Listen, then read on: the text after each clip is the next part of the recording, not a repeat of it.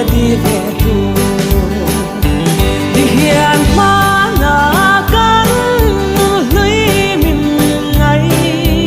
ti re chun toya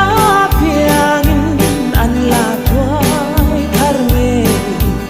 ang ka di ve tu gol khathi nem ten valen ka la biang do vi